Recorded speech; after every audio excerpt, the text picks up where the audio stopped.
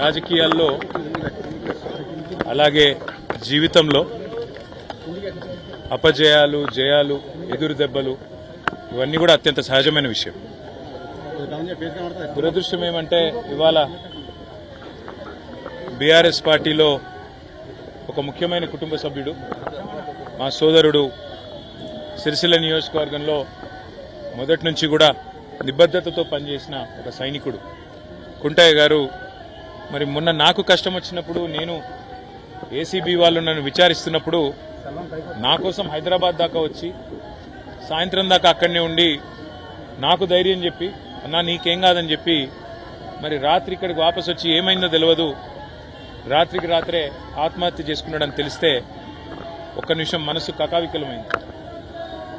వారి కుటుంబాన్ని ఈరోజు కలిసిన తర్వాత నిజంగా కూడా బయట రాజకీయ నాయకులంటే ఏదేదో ఊహించుకుంటారు, కానీ బయటికి ఎంత గంభీరంగా కనబడ్డా లోపల దుఃఖాన్ని దాచుకొని లోపల కష్టాన్ని కూడా అదింపెట్టుకొని ఒకవైపు ప్రజల కోసం పనిచేస్తూ మరొక వైపు తమ కుటుంబాన్ని కూడా కాపాడుకునే క్రమంలో ఒక ఒత్తిడికి లోనై మా సోదరుడు దురదృష్టవశాత్తు ఆత్మహత్య ప్రయత్నం చేయడం జరిగింది. తెలవంగానే నేను మా మండల పార్టీ అధ్యక్షులు గజబింకర్ రాజన్న గారికి, మా జిల్లా పార్టీ అధ్యక్షులు తోటాగయ్య గారికి ఫోన్ చేసి అర్జెంటుగా అత్యవసరంగా అవసరమైతే హైదరాబాద్ షిఫ్ట్ చేస్తారా, లేకపోతే ఎల్లారెడ్డిపేటలో ఉండే మన అశ్విని హాస్పిటల్ తీసుకుపోయి, ఎందుకంటే అక్కడ పాయిజన్ కేసులు ఎఫెక్టివ్గా ట్రీట్మెంట్ ఇస్తారని తెలుసు, మీరు వెంటనే తీసుకుపోండి అంటే వాళ్ళు కూడా పాపం శాయశక్తుల ప్రయత్నం చేసింది.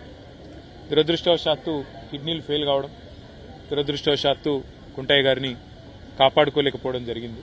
కానీ ఆ కుటుంబానికి అన్ని రకాలుగా ఆ ఇద్దరు పిల్లల చదువులు, వారి పెళ్లిళ్ళు, ఆ ఇద్దరు పిల్లలు, వారితో పాటు వారికి ఉండే ఇతర సమస్యలు అన్నింటినీ కూడా నేను చూసుకుంటానని చెప్పి వారి కుటుంబానికి నేను మాటిచ్చిన. ఒక ఎమ్మెల్యే గారు పోతే ఆ కుటుంబానికి ఎట్లా అండగా ఉన్నామో ఈరోజు మా కుంటయ్య గారికి కూడా ఆ కుటుంబానికి కూడా అదే స్థాయిలో పూర్తి స్థాయిలో అండగా ఉంటాం.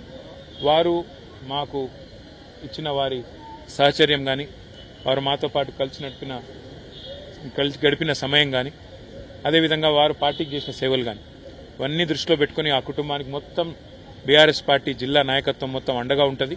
పూర్తి స్థాయిలో ఆ కుటుంబాన్ని ఆదుకుంటాం, పూర్తి స్థాయిలో ఆ కుటుంబాన్ని కాపాడుకుంటామని చెప్పి తెలియజేస్తూ అధికారులను కూడా నేను కోరుతా ఉన్నా. ఇవాళ పోలీస్ స్టేషన్లు సెటిల్మెంట్ల అడ్డాలుగా మారిపోయినాయి.